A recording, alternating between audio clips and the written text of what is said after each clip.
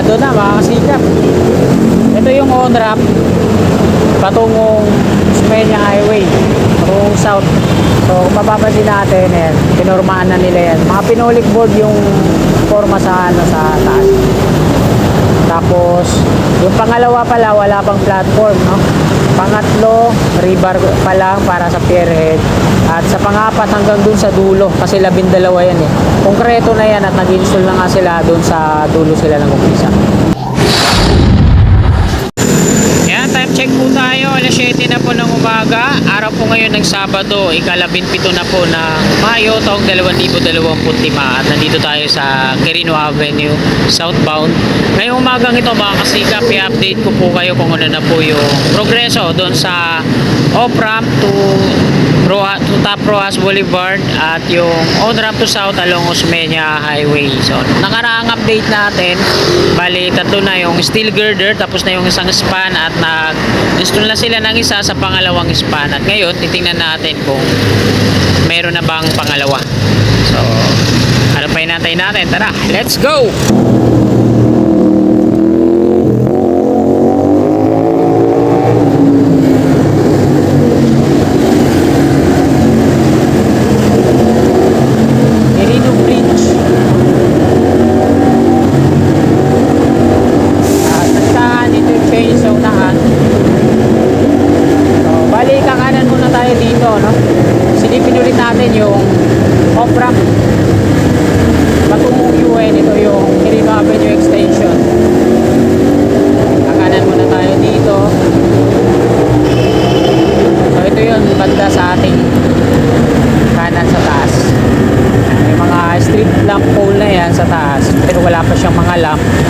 Wala pang mga ano dito, no?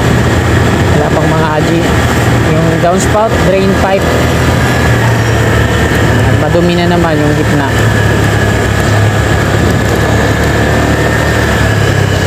Tapos putol yan hanggang dito pa lang. Ito yung stoplight. Bali gigibayin yung center island na yan pag nagtuloy-tuloy na.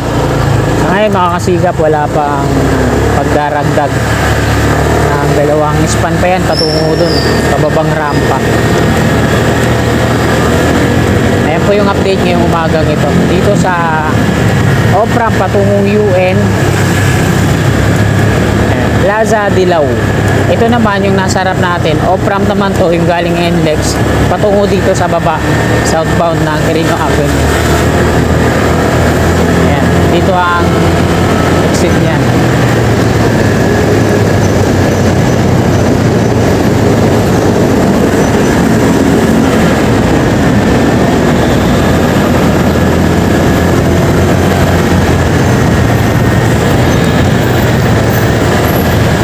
Ito naman yung Pedro Hill Street.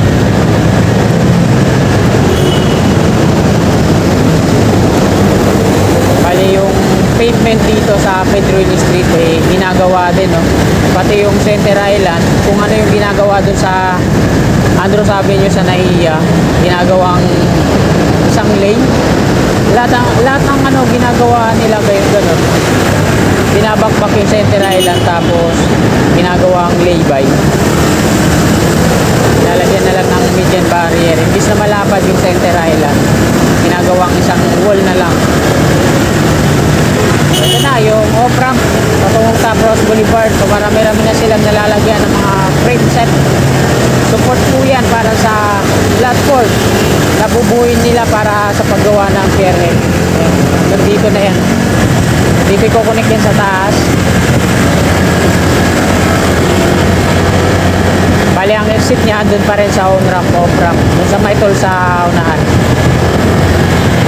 Ito Quirino Bridge din to. So madami yung Quirino Bridge dito, no? Ganon din sa Nagtahan Link Bridge, madami din, tatlo. Yung dito sa doon sa may Padre Jacinto Zamora Bridge. So dito na ako mag-U-turn.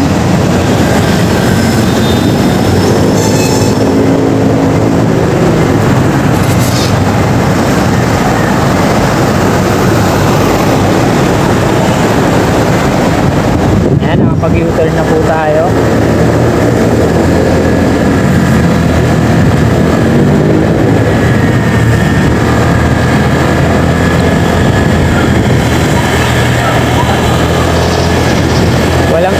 paglilinis dito sa Quirino Bridge yung ginagawa nila. Dami na namang basura. Pasaway talaga yung iba natin mga kababayan. Yan, formado na mga kasikap. Ito yung on-ramp patungong Osmeña Highway, patungong south. So kung mapapansin natin, yan, pinormaan na nila yan. Mga pinolik board yung forma sa taas. Tapos yung pangalawa pala wala pang platform, no? Pangatlo rebar pa lang para sa pierhead, at sa pangapat hanggang dun sa dulo kasi 12 yan eh. Konkreto na yan at nag-install na nga sila dun sa dulo sila ng umpisa. So dito sa una ito. Dako na tayo dito mga kasikap. Quirino Interchange.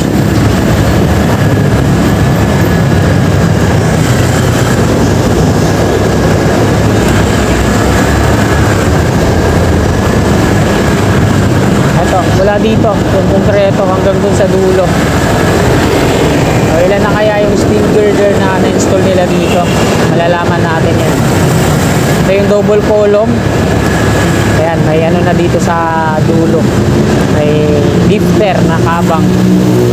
So sa ngayon, araw po ng Sabado, ika-17 ng Mayo, wala pa silang nakareserba dito para install o pang-assemble.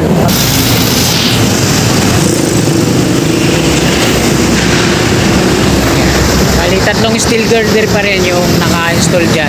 Isang span sa dulo, tapos na. Tapos dito sa pangalawa, ayan, isa pa lang, pero may mga lifter na yan. Wala pa silang reserve dito sa baba na i-assemble, kagaya nun. At dito na yung next nyan, double column. Mga bahay dito, hindi na na-demolish, ano? Ito sa unahan.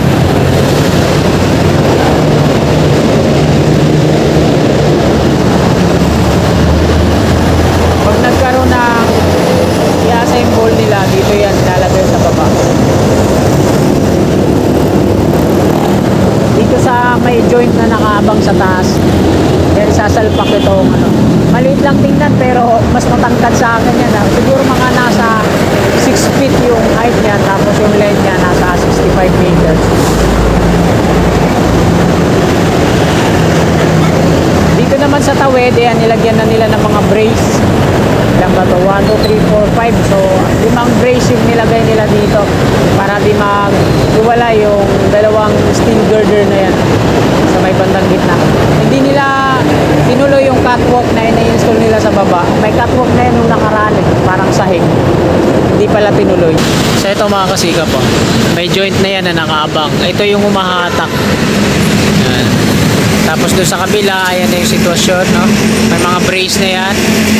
At patungo na yan dito sa kabila naman.